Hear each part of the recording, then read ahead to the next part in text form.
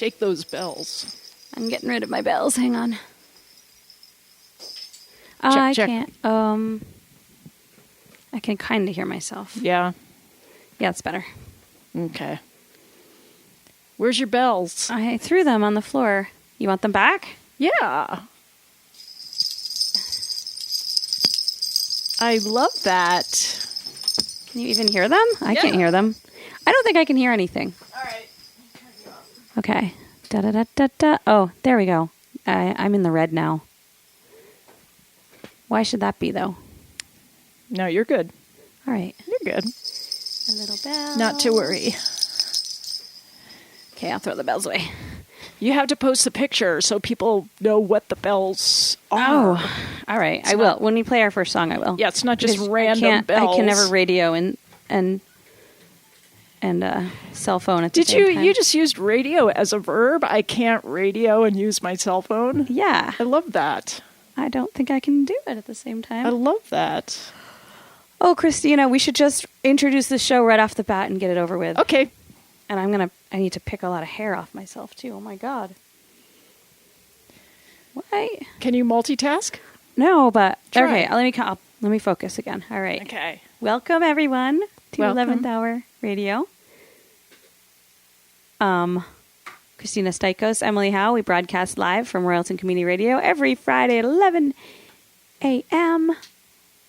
WFVR LP 96.5. I say all this stuff in a different order every week, and then I feel like I'm forgetting things. Mm-hmm. Well, I forgot something. What? It doesn't matter. It's charming. We need people to go to, now I forgot what it's called. It's not iTunes anymore. It's Apple Podcasts. And subscribe to our show and give us 5 stars. Yeah, because somehow that makes you more visible in the search engine. I know. If you have nice, We're good sick ratings. of being invisible. Right? I don't mind. I don't mind being I'm not sick of being. I mean, imagine if people saw us doing this radio show. I know. We'd That really would be horrifying. Freak out. It would be terrible. It would be. Yeah, so... Anyway. Well, it's just amazing that you're actually here since you were at the emergency room last night until, what? After midnight, I believe. Mm-hmm.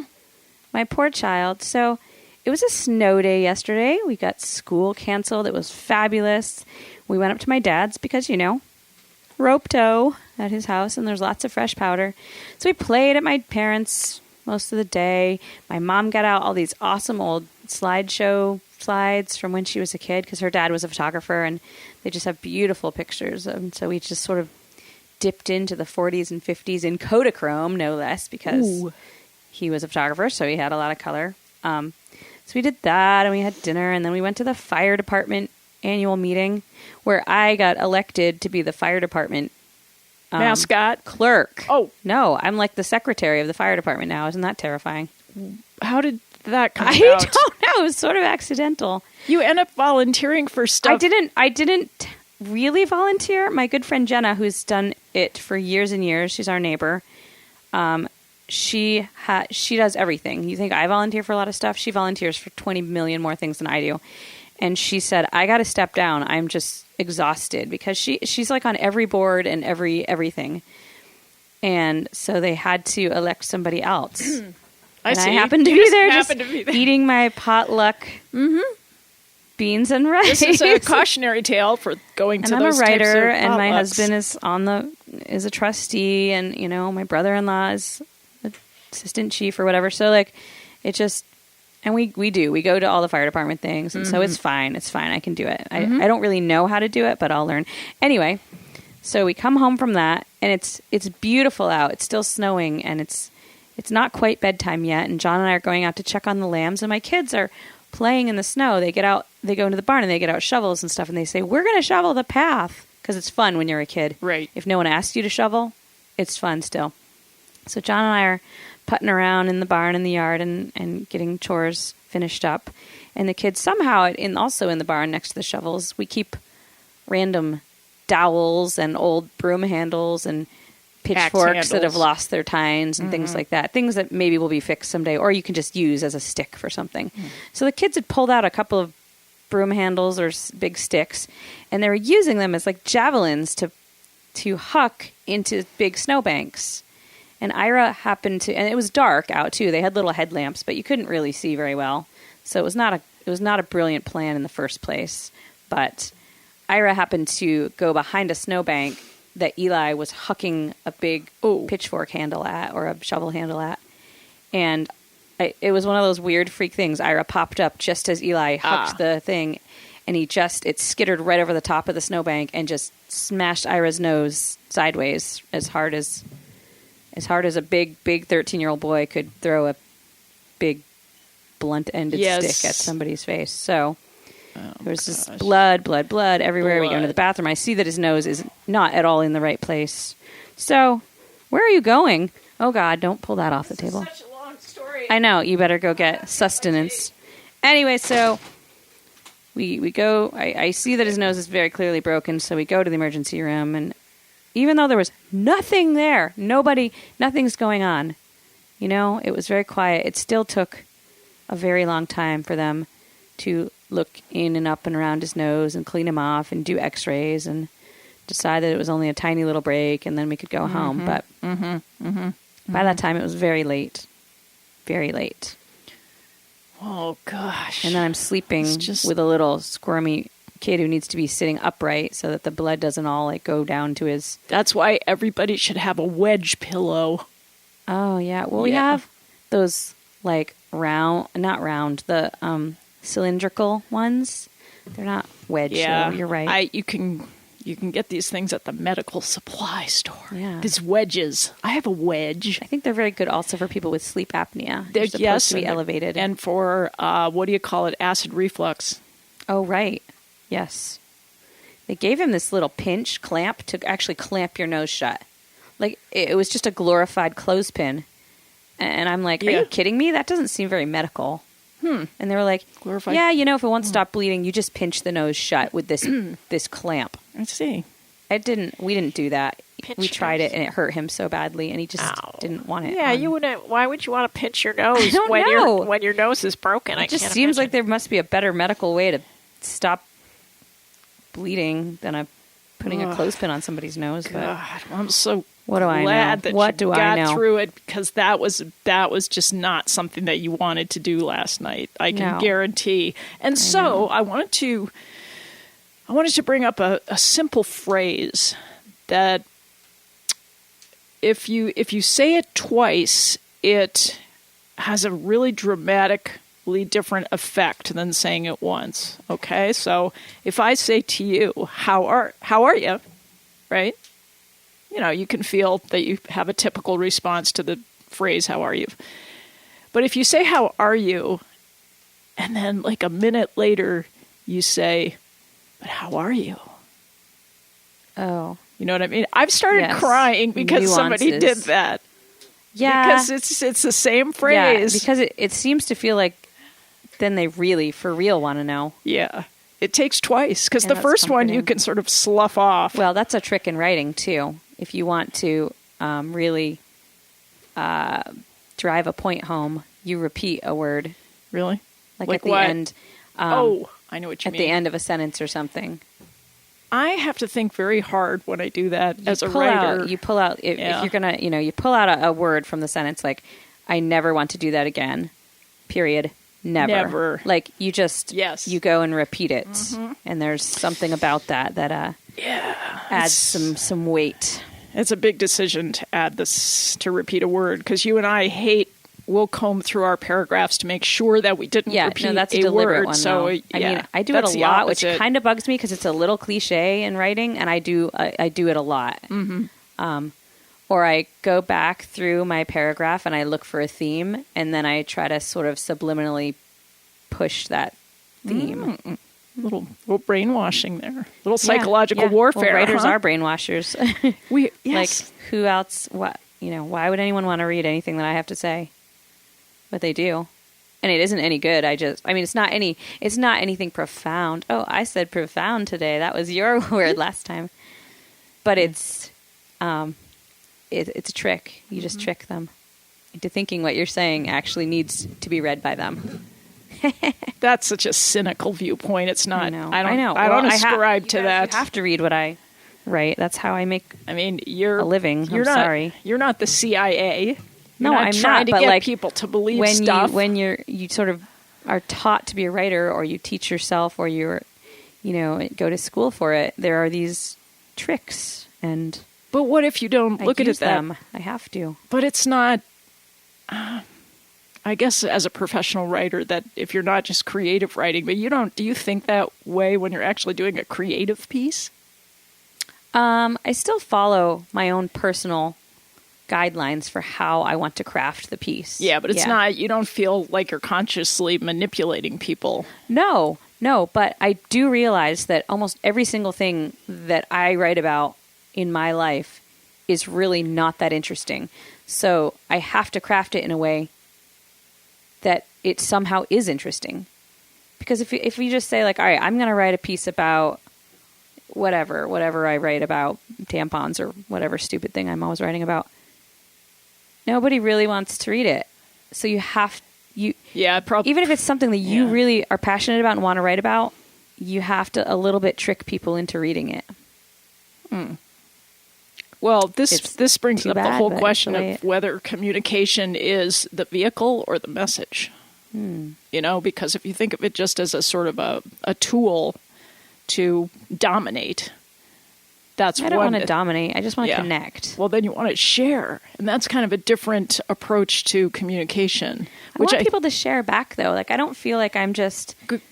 but good writing does that. Good writing. Yeah. Yes. And I know that if people respond a lot and give me their own stories back about something that I've written about, then I know that my piece was successful. If it touched them in a way that they feel like they have something that they want to say back, especially about whatever uninteresting thing I was writing, then it's successful. I see. Well, it is. It's a connecting thing. Yeah. Well, it's a difference between psychological warfare and just sharing from your heart. Yeah. And look at the difference between my two eye makeups. Isn't that awful? I don't know what to do about it. Your eyebrows are different. Like they're always different. One has a kind of a more one's of an arch and to one's it. a triangle. They've been that way ever since. Did you do something to them? No. They're sort of like falling out, though. Like, when I was in high school, it was the big thing with all the fashion models that they had the pencil-thin little eyebrows. And I have really thick eyebrows. My family just does. So I tweezed the bejesus out of them until they were so plucked to a ridiculous degree that now, as an older person, my eyebrows are like, F you, we've had it with you. And so now they refuse to grow properly. Well, who taught you to do that, to pluck your eyebrows? Because I never did that. Probably like 17 magazine or something. Yeah, you just believed it? You just thought I should do it? I only had like a couple like female friends, and so I didn't really have a big circle of people being like, you can look not like that if you don't. And you were the oldest sister, so you kind of led the path. The way. You did. Luckily, my sister's eyebrows are intact. I'll see. Yeah, my brothers paved the way. They didn't pluck. Well, see, I was lucky that way. That is pretty I followed lucky. them. Well, then right away in my 20s, I was like, I'm getting sick of this plucking thing.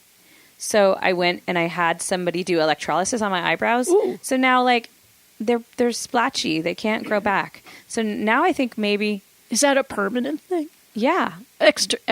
What is it called? Electrolysis. Electrolysis. What do they do? They run a little electronic needle down into your hair follicle. It's like tattooing without the ink. So that hurts because it's one prick when they stick the needle in. Ow! And then they send an electric current in there, so they zap you. And then they pluck the offending hair out. So it's 3 little pains for each hair. How could you do that to your body? It was kind of zen. You would just lay there in the dark and they would do it. But now I'm like, why did I do that? I want my eyebrows back. And so someday maybe if I'm feeling extra brave or ridiculous, and it might be not a good idea, I was like, maybe I'll just go and get little tiny tattoos of eyebrow hair put back in the spots where I'm missing them. Then maybe there's like reverse. And then I can kind of be like, I've got tats. Yeah. But nobody will know where they are. there's probably someone who does reverse electrolysis, just like reverse vasectomies. I don't think right? they can People get who the put hairs back, Kristina. Yeah, but it's just some kind of a thing they have to put back like hair together. Plugs, like what bald men stick on their head, like a toupee for my eyebrows. That hurts me as well. I know. I feel so I kind of damaged wonder how. I just don't by really this know conversation. how that works.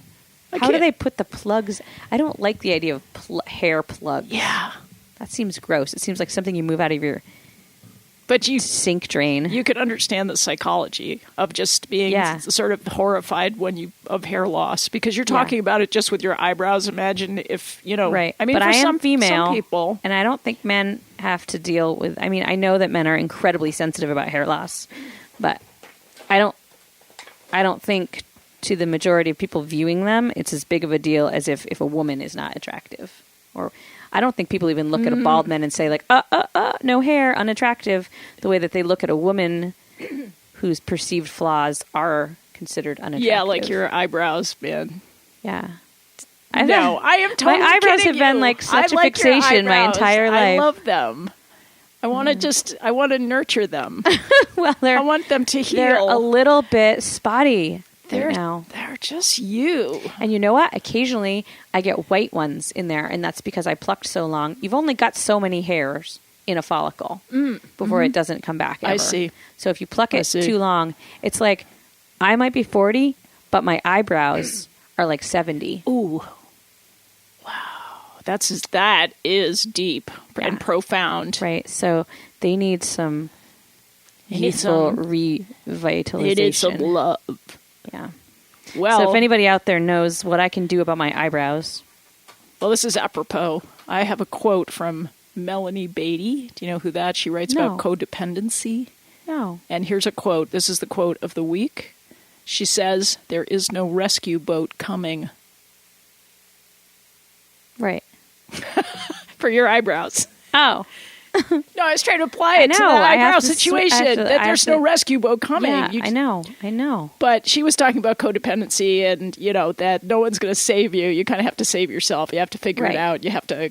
But see, that works in every situation. You have to be your own boat, your own rescue boat. Your own eyebrow advocate. That's the trick. Yeah, I think it's good though. It's a word. But I could still ask for advice about my eyebrows. Yes, you could. I think you could spend as much time on it, much of your free time. I know you're a busy person, but you probably have a little free time left over to deal with your eyebrows. Hopefully, you do. I just have to think of the best way to deal with them. So okay, well, if you need help, I have a lot of free time. Okay, to devote to your eyebrows. Yeah. Well, speaking of ways to spend your free time, I have this Facebook. You had free time this week? No, I didn't. But of course I did. I have time that I waste kind of frivolously. Right, I know. In pursuits of research, supposedly. I really don't have any free time, and yet I can find an opportunity to waste time somewhere in the week. So I don't call that free time. That's just me being dumb. Yeah, when you are avoiding work and procrastinating, that is not really free time. Right, that's not free time. No, you can't call that free heavily time. Weighted time that you feel very guilty about. Yeah. At the same time. So I have this Facebook friend who has found an interesting way to fill his free time, which is online karaoke. Oh, I kind of love that. Oh my God! So does he. Like he sends me all these tracks that he's done, God. 4 or 5 a night. Really, he says it's therapeutic. You get on with a stranger, though, right? Yeah. And then it's like this app or whatever is like a split screen, and you each sing the song together. Yes. And occasionally, I watched some on YouTube. Occasionally, people hit on some sort of weird magic duets that are just freaking awesome. Well, everybody wants to be discovered. That's sort of a thing, So, but you can also. You don't have to sing with somebody. You can also just sing, there's a recording of the song, like what do they call it, a backing track for some famous song, and you can sing along with it. And that's so enjoyable for people. Singing is very therapeutic to me. I have never done the online karaoke thing because that would mean that people would hear me. But but anonymous people, like people you don't know, would hear you. I know. I should try. That might be a good step in not being so terrified. Because I can actually sing okay, but I know you do. There's something funny. There's something funny about doing it in It's front the of first. people. It's the first step. It's just taking the first step. I know, and the crappy thing is, I want to. Like, it's one of my favorite things in the whole world, but it's this hidden favorite thing, and I'm sort of afraid that if it's not hidden anymore, like something will happen, burst your bubble, and it won't be my favorite thing. And well, I don't know. We have to work on that somehow. I know, because I really, really love it. Get you to sing. Yeah. Anyway, I could make a backing track for you. yeah, And then you could come and sing to it. And I could leave the room. You could do it by yourself. And we'd... You are probably one of the few people I wouldn't be terribly afraid of doing it in front of. Yeah, you know that I've seen everything. It's kind of, that's true. That's a part of It's it. kind of like the phone. It's kind of like my phone phobia. I feel like the few people who I can talk to maybe on the phone are the few people who maybe I could sing in front of. It's sort of, it's got a weird similarity to me. Yeah, it's a small. It's a very group. small circle. Yes. Yeah. Anyway. Okay, well, it's time for a song. So Okay. let's do that next. Let's see, All what do right. I have? I have The Devil Ain't Lazy, which is a turnip truck hit song. I don't think they know that it's a hit, but it's a hit on my chart. So, let's see. Turnip Truck has some weird religious undertones going on. I don't think any of those boys are terribly religious. All right, they do Jesus on the main line. Yes. Right? Yes. Yeah.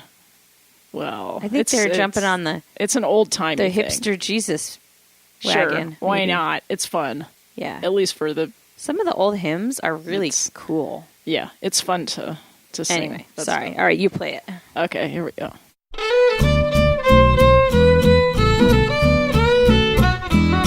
Well, the devil ain't lazy. No siree, Well, the devil ain't lazy. no siree, He runs around with sticks and stones, passes out his moans and groans. The devil ain't no lazy bones. He works 24 hours a day. Well, the devil ain't lazy. no siree, I said the devil ain't lazy. no siree, He likes to make us fight and fuss, makes us mean enough to cuss, and then he blames it all on us. He works 24 hours a day. Travels like a lightning streak and strikes from town to town. And if he gets you when you're weak, well, he'll tear your playhouse down. Oh, the devil ain't lazy. no siree, I said the devil ain't lazy. no siree, No, that devil ain't lazy. no siree. He works 24 hours a day.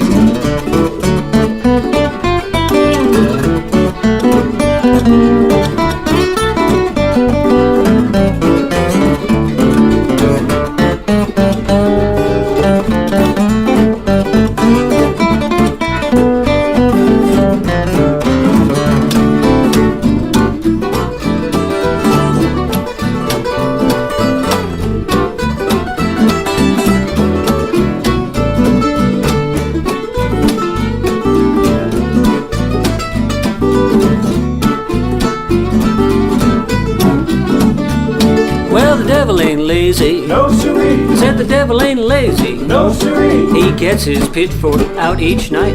He gives those folks an awful fright. I think he does it just for spite. He works 24 hours a day. Well, the devil ain't lazy. no siree, I said the devil ain't lazy. no siree, He tells us how to find success. I know he'll wind up in distress. The devil, he's an awful mess. He works 24 hours a day. He likes to see things scorch and burn, so don't make no excuse. If he gets to you, he'll turn you every which way but loose. Oh, the devil ain't lazy. no siree, I said the devil ain't lazy. no siree, No, the devil ain't lazy. no siree. He works 24 hours a day.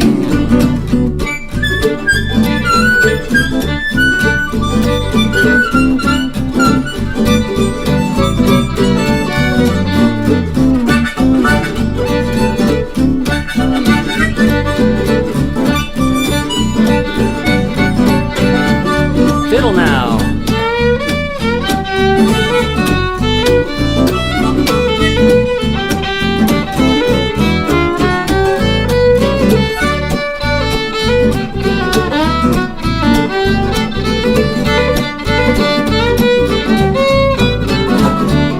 Well, the devil ain't lazy. No siree, No, the devil ain't lazy. no siree, Well, when you think you're strong and brave, strong enough to not behave, then you've got one foot in the grave. He works 24 hours a day. Well, the devil ain't lazy. No siree. I know the devil ain't lazy. No siree. I said the devil ain't lazy. No siree. He works 24 hours a day. He works 24 hours a day. He works 24 hours a day.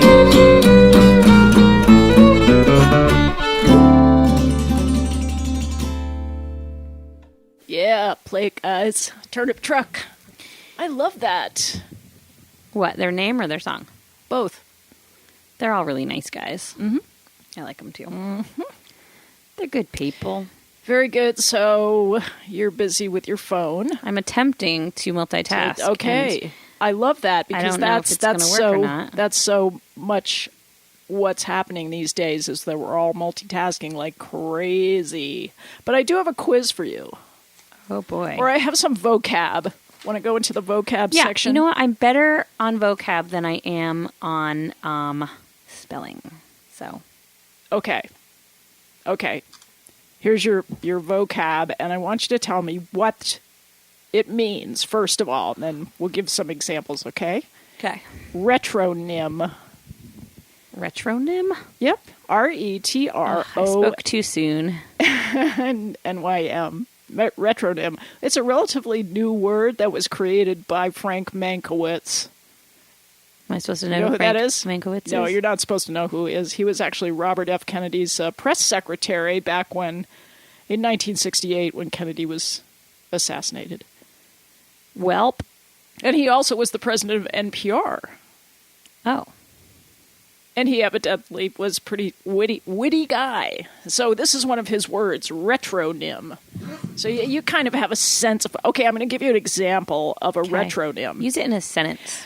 No, I'm just going to give you the... All right, okay. Okay, acoustic guitar. I'll give you 3 examples, okay? All acoustic guitar. Yep. Landline. Mm-hmm. And cloth diaper. What do you think? That was my thing. Your phone made a little whistle. Oh, I think it's Tina. Retronym? It's just old school.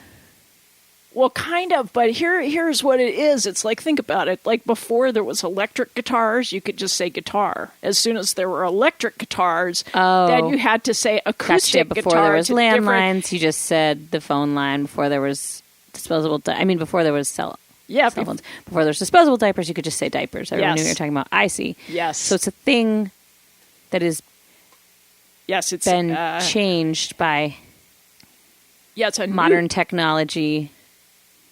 Yeah. And we're talking about the original version of it. Right. It's a new term created from an existing word in order to distinguish it from the meaning that has emerged through progress or technological development. Wow.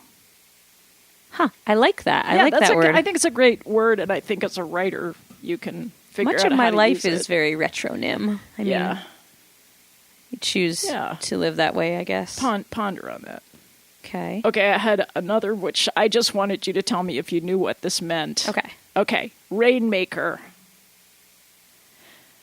What do you mean? Do I know what that means? Well, it's got sort of a slangy, I don't know if you'd consider it slang. It's actually a person who generates income for a business or organization by brokering deals or attracting clients or funds. So somebody in an organization is a rainmaker. Certain tribes also have a rainmaker who literally their job is supposed to be make the rain. Yeah, that's the other meaning. So there's 2 meanings.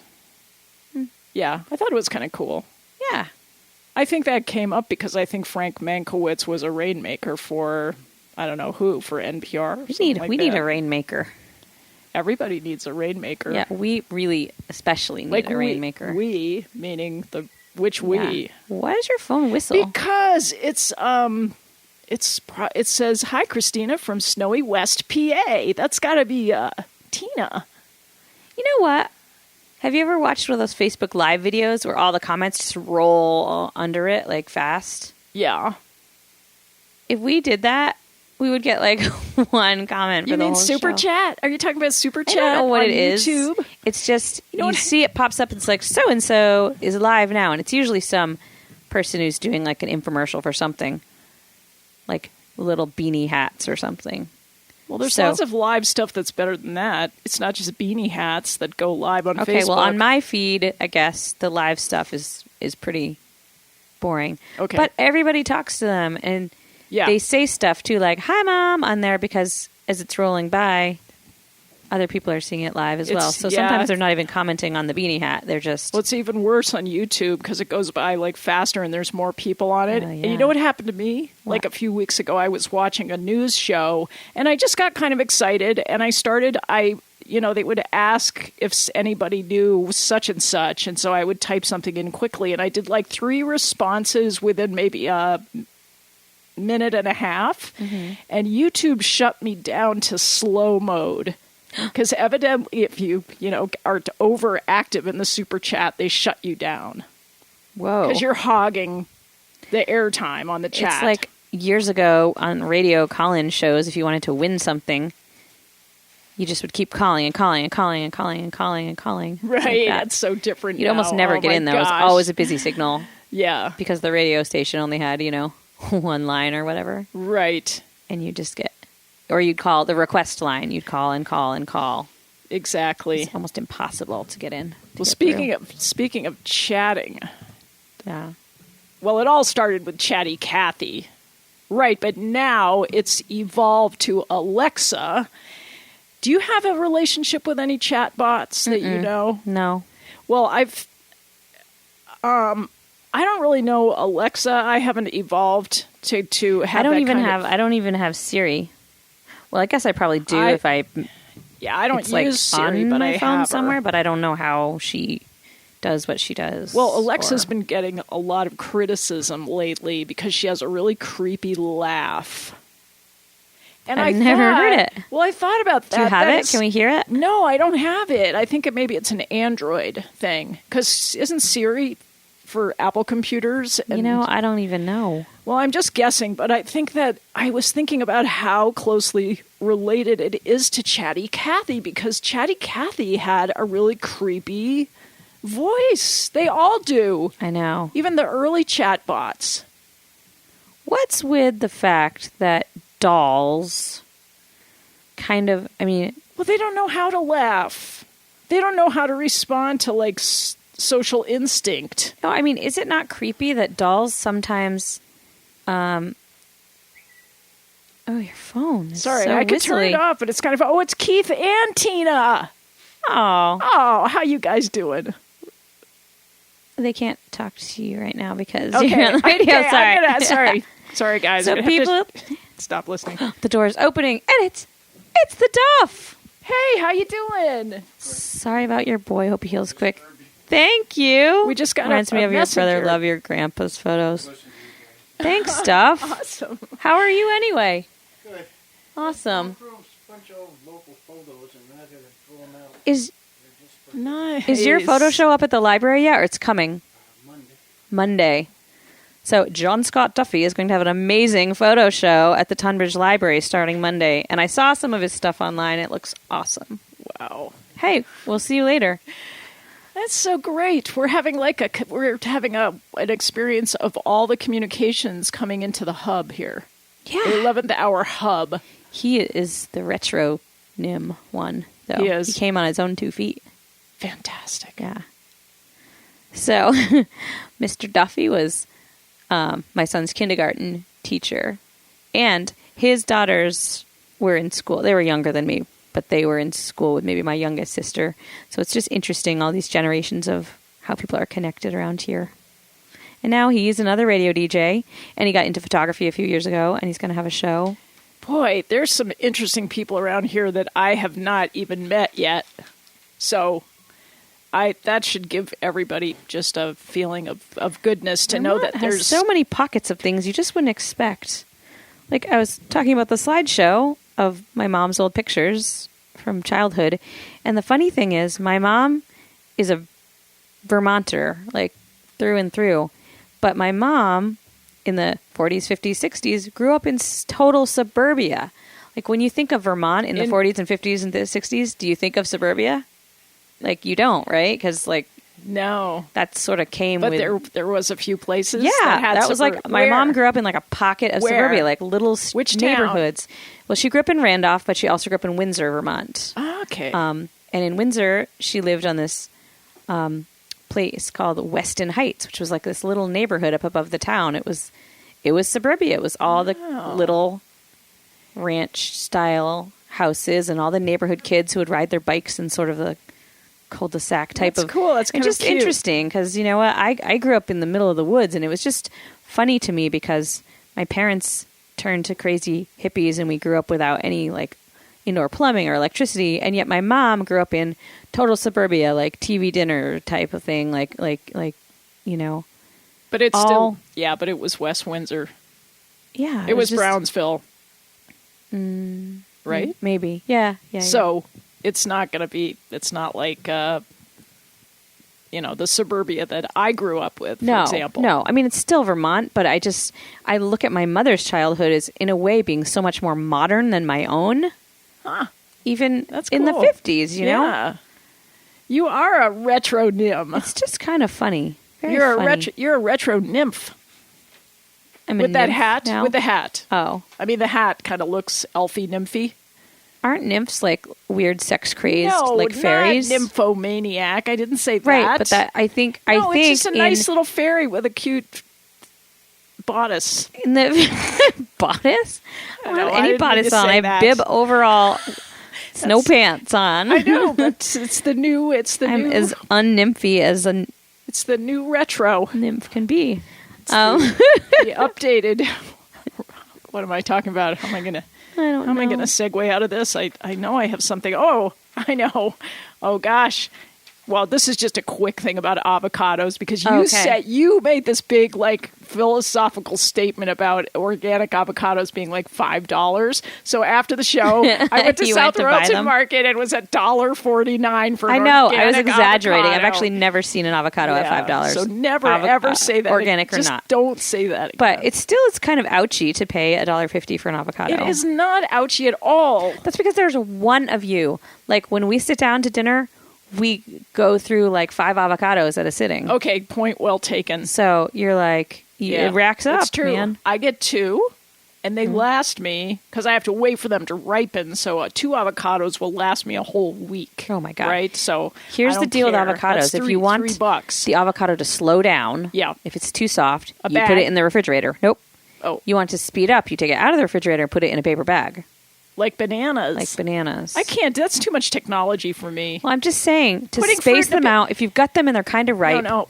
keep one out, put one in the refrigerator, and then it's good for a few No, more. it's an aesthetic thing. I don't want fruit sitting around in paper bags. It looks yucky. You want like a random put it paper bag sitting out around of in your sight. kitchen? Put it in a drawer or something. I don't know. I don't like it. If I put it in a drawer, I'll forget that it's I there. know. So We you have this problem where we store food all over the place in our kitchen because our kitchen is old-fashioned. It doesn't really have like, here's the place you store the food. Right. So there's like a drawer over here, cabinet up there, then the supposed pantry, which can't hold everything. So then there's another random closet that's over near our cedar closet, and then there's a refrigerator, and then there's a big drawer underneath the refrigerator. And then John has some other random drawers where he keeps like secret stuff. And I always forget that those are there. Mostly he keeps coffee in it, and nobody else likes coffee, so we don't really care. But usually he also has yummy things in that drawer too. Oh, this is only going to get worse because you know why? Why? Because Jupiter is going retrograde in Scorpio. Come on. I wanted you to tell me what that's all about. Think about it. Jupiter, expansion, right? It's the biggest planet, and it's going backwards in Scorpio, which is the sign of secrets. Don't know a lot about astronomy. I think you're coming around but I to don't it. think the planets go backwards, Kristina. You're coming around to it. I think if the planets were going backwards, we would like fall off the Earth or something. You're showing signs of starting to really get astrology. Okay. No, I'm so impressed with you. So I feel like we have forgotten to play some music. Yeah, again, probably you're right. But I just have to say that issue of Jupiter and going retrograde is going to affect John's hoarding of food in secret drawers. Okay. Okay? Super. Okay. So next song is Cold at Night. This is the Stephen Wentworth band. Let's see, but it was Cold at Night. I think that thing's going to come unplugged. Do you need that thing to be not How do I get unplugged? back to the...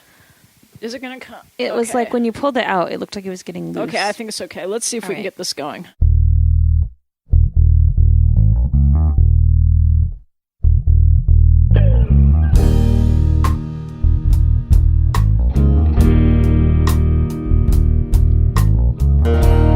Where's the sunshine? Shine on me today. I need a warm friend. Stay a while, don't go away.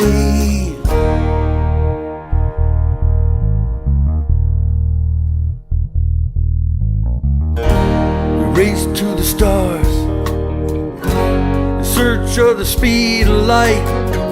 What's it all come down to? We still get cold at night. Still cold at night.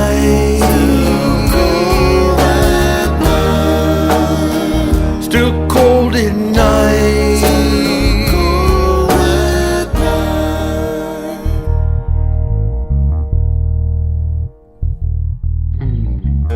Dark clouds are rolling. Here comes that golden beam. The rain is over. I was dirty, now I'm clean. Still cold at night. Still cold at night.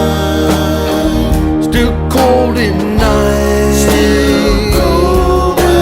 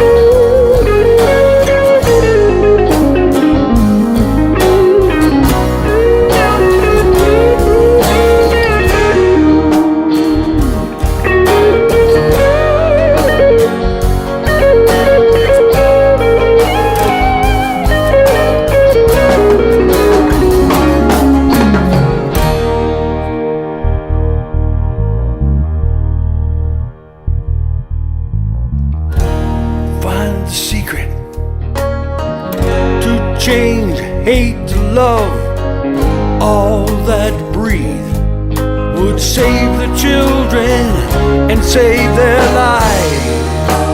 Cold at night,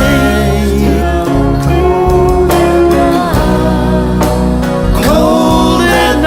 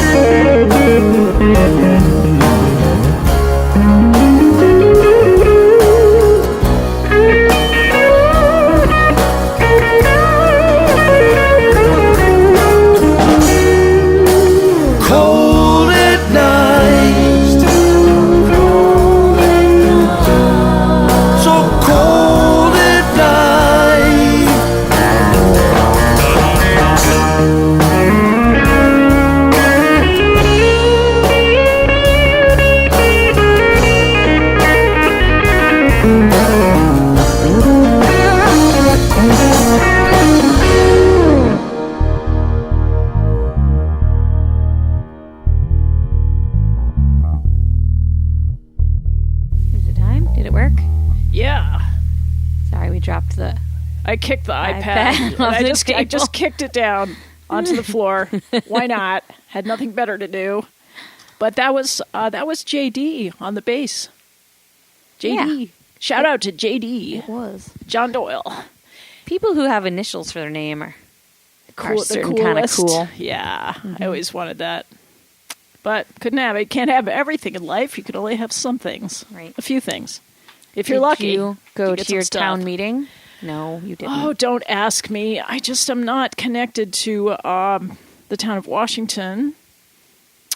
And that's my own fault. I'm not going to blame it on anyone. Well, it's not near you either. No, it's not. So Those of us in South Washington really would prefer to go to the Chelsea town Chelsea meeting. one. And I Yeah. thought, well, I could go. I just can't vote, right? I should have gone, but it's too that's late super now. stinky. They It's should too just be late. like, one person just gets one vote, like anywhere. I'm too old now. I can't No. start going. You could still come to the Tunbridge one because nobody- we have very good pie, and people who don't live in Tunbridge come to ours. Just for the pie? Yeah, there's a couple that I met this week at a dinner party who have been coming to the Tunbridge town meeting for a couple years because they have an inkling that someday they might buy a piece of property in Tunbridge, so they just like to get to know everybody. And they Yeah. live in Massachusetts somewhere, but they always come up for town meeting. That is just great. Yeah. And, what would the world be like without vacuums? Yeah. I mean, probably there wouldn't be any wall-to-wall carpeting. I don't just care wouldn't for work wall-to-wall without- carpeting. I know. But our vacuum broke a while ago because we had this like 1960s Electrolux, and it had been going for a long time, and it was great. But it broke because it fell down the stairs, and which is silly because I'm sure it's fallen down the stairs many times before. Vacuuming stairs is very hard Yeah, it is with an hard. old clunky Electrolux. It's Anyway, hard, so period. we just can't find a vacuum that doesn't seem chintzy. So we just use a shop vac now. Oh. Well, I just want to say one thing about the Electrolux people is that they will, if you're lonely, they will keep calling you for years. Like if you don't have friends, you can always count on the Electrolux people to call you to check on your vacuum to see how it's doing. Because they're still calling me, and I haven't had an Electrolux in like 15 years. They never call me. I feel slighted. Well, you got to take it to the store up in Barrie. I know, we haven't taken it anywhere. And then they care about you. They really care. I really like the fact that their hoses are made of weird brocade cloth. Have you noticed the Electrolux Yes, of course I have. hoses are like, they're the same kind of cloth that my old 1960s car that I drove in high school, the car seats were made out of. That's what the Electrolux vacuum tubes are made out of. Oh, yeah. So It's kind of like a cool. universal 60s fabric.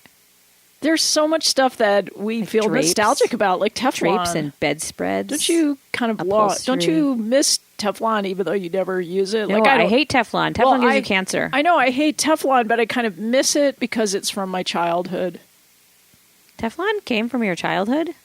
Yeah, I thought that's when Teflon it was kind of a starts. new thing. No, I feel like most of the no. poisonous things are kind of newer.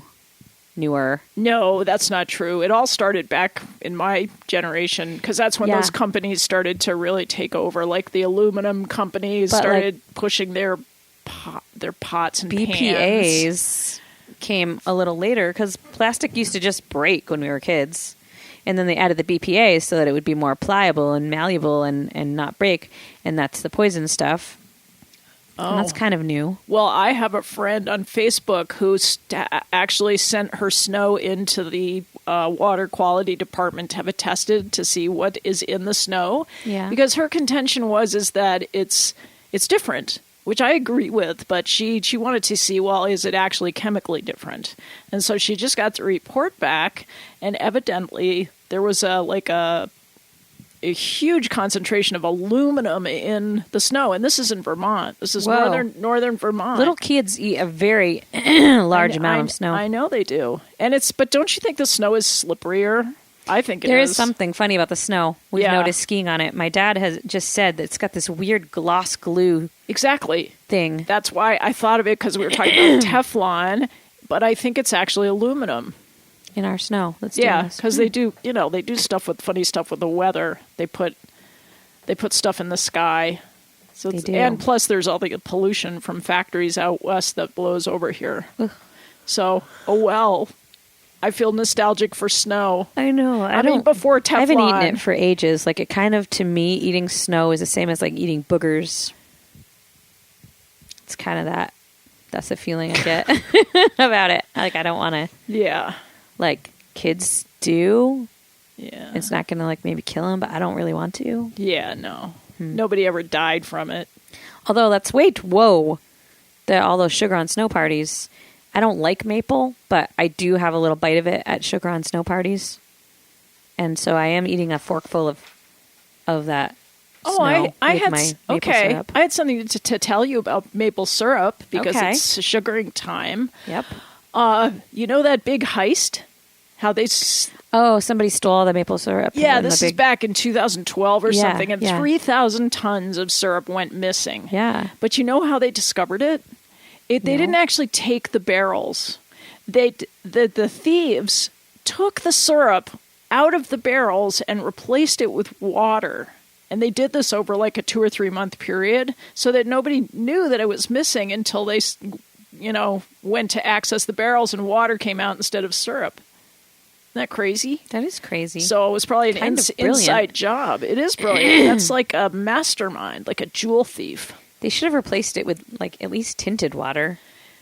Well, no, they stockpile up in Canada, especially where they make like 70% of all maple syrup comes from Quebec. Yeah. And they stockpile it for years that are bad, where the sugaring's bad.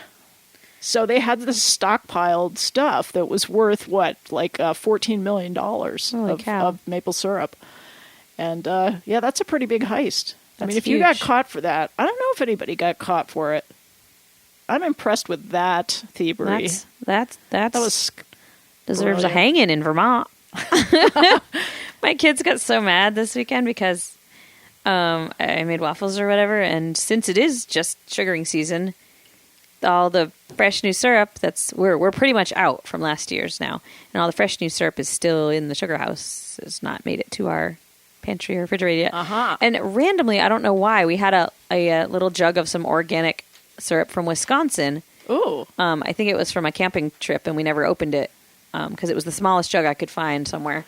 So it was in our pantry, and I opened it, and the kids wouldn't touch it. Really? And I was like, and they were like, this is fake. And I said, no, it's not. It's maple syrup, you guys. It's just from Wisconsin. Like, yeah. And they wouldn't eat it because it's not from Vermont. I wonder if it tasted different to them. Did they try it? They didn't try it. They wouldn't even try it. Oh, wait, no. My littlest one the sugar finally won him over, and he did have it. But they were very disgruntled. They didn't understand that other places also are allowed to make syrup. Somebody brought me a gift of a huge jug of syrup, and I feel like that is such a beautiful present. Syrup's it's a product from a tree. Black gold. Yeah. So I don't know if we're going to get to the big topic, the Personal Growth Friday topic, which was healing trauma. I mean, we don't. What do we have for time? We have a few minutes, but I was just going to talk about this really cool book called The Body Keeps the Score, which is about healing trauma. And it just had this one interesting idea that stuck out to me this week, was that so often drinking and smoking and like overeating and that stuff, you think of that as the problem, but actually it's concealing the problem, which is the deeper problem, which is buried, as he puts it, buried in time, concealed by shame and secrecy and amnesia. But his hypothesis, or it's not a hypothesis, he's actually proved it, is that neutral attention without judgment can actually heal trauma. So somebody just listening to you without judgment, let's see, how does he put it? Yes, it can discharge the effects of these real problems by slowly digesting them with the presence of attention.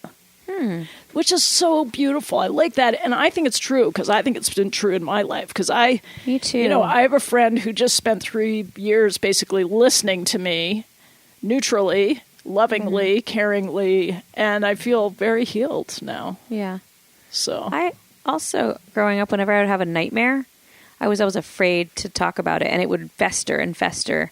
I mean, I was a kid who had a lot of weird nightmares, and for years I wouldn't be able to talk about them because I didn't want to say the words and make it be interesting. real. Okay. And then when and they would always, and they would be reoccurring until I finally would just describe it to somebody, and then it would go away, and I would stop being scared by it. Exactly. The person didn't say anything like, oh, that's not, it was more me healing it, not the person listening. It was me finally deciding to say it. It's somebody's attention that's neutral, that is, beautifully receptive to and not judging what you're saying. Yeah. Yeah. And you can feel it. You can feel when someone's judging. I mean, even sometimes people who claim not to judge are judging because you can feel it. Yeah. Agreed. So, well, that is what I have to say for this week. And you've been listening kindly. You've been listening to us on 11th Hour Radio. And we're coming to you live from South Royalton, Vermont, which is where we are every Friday in this beautiful studio. And sometimes other days, too. Because sometimes other days. This is where the gas station is. Hey, Stuff. We come down here to get food and get gas, and I didn't come down all week. I was up on the hill in the snow, and I don't think I went to town once. But I need gas. I got to gas up. Yeah, I think I do too. Yeah, I got to check my oil. I got to get a few provisions and then head back up the hill there. Back to the mountaintop. So. Nice. Well, all right. What are we going to go out on? We're going to go out on a song by Keith Murphy, who is a Vermont musician, very talented guy. I can't read this. You're going to knock your tea on top of your iPad. I know. It's just Clamanda. That's like a sexually transmitted disease. Oh, God. I knew you were going to say something like that to go out on. Sorry. I can't believe you. Okay. Anyway, thanks for listening, everybody. See you next week.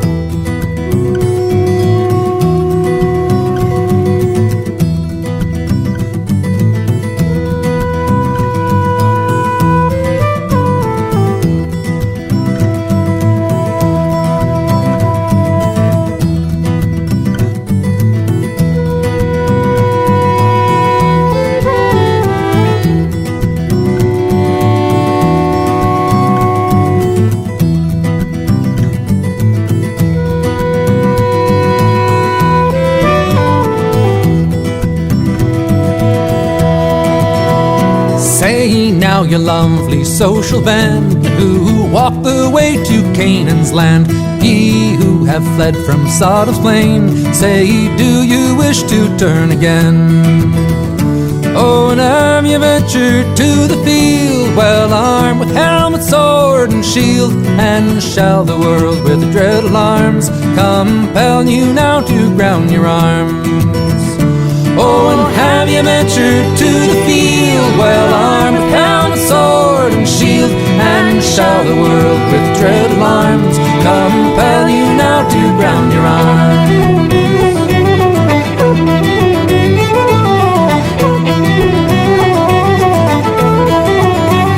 Fires fill the sky from whence you came, and brimstone in a driving rain blows ash and dust upon your heels, while you in haste to safety steal. Oh, and have you ventured to the field, well armed with helmet, sword, and shield? And shall the world with dread alarms compel you now to ground your arms? Oh, and have you ventured to the field, well armed with helmet, sword, and shield? And shall the world with dread alarms compel you now to ground your arms?